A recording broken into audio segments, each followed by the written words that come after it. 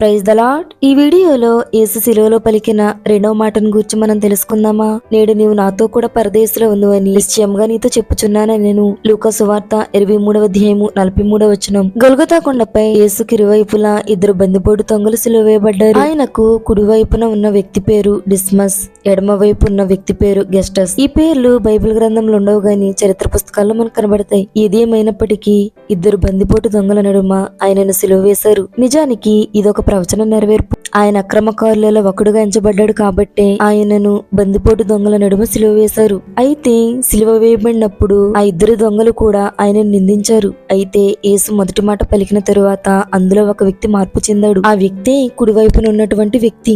అతని పేరు డిస్మస్. అంత మాత్రమే కాదు గాని ఈయన ఒక రాజు అని, ఆయనకు ఒక రాజ్యం ఉంది అని ఒప్పుకొని భవిష్యత్తులో జరగబోయే ఒక సంఘటనను యేసు ముందు పెట్టి నీ రాజ్యంలో నన్ను కూడా జ్ఞాపకం చేసుకోమని అంటాడు. మనిషిని మార్చగలిగే శక్తి యేసయ్య మాటలో ఉంది. మాట కనబడకపోవచ్చు కానీ వినబడి ఆ వ్యక్తి హృదయాన్ని మార్చింది. ఈ దొంగ ఉదయం దొంగగానే ఉన్నాడు కానీ రాత్రికి పరదేశికి వెళ్ళాడు. ఉదయం ఎంతో బాధపడ్డాడు కానీ రాత్రికి ఆనందాన్ని పొందుకున్నాడు. ఉదయం ఎంతో శిక్షలో ఉన్నాడు కానీ రాత్రికి రక్షింపబడ్డాడు. ఉదయం నీతి లేని బ్రతుకు బ్రతికిన రాత్రికి నీతిమంతులు ఉండే చోటికి వెళ్ళిపోయాడు. సిలువలో దొంగకి ఏ రకమైన అవకాశం వచ్చిందో నాకు అలాంటి అవకాశం వస్తుంది అని మాత్రం భ్రమపడకండి. ఈ వీడియో చూస్తున్నటువంటి వారులారా, ఈ రోజే మీది, రేపు మీది కాదు. ఇదిగో ఇప్పుడే మిక్కిల అనుకూల సమయం మీదే రక్షణ దినమని గుర్తుపెట్టుకుని రేపు ఏదో జరుగుతుంది రేపు చేద్దామని కాకుండా ఉన్న సమయాన్ని సద్వినియోగం చేసుకుని మార్పు చెంది బాప్తిస్మం తీసుకోండి.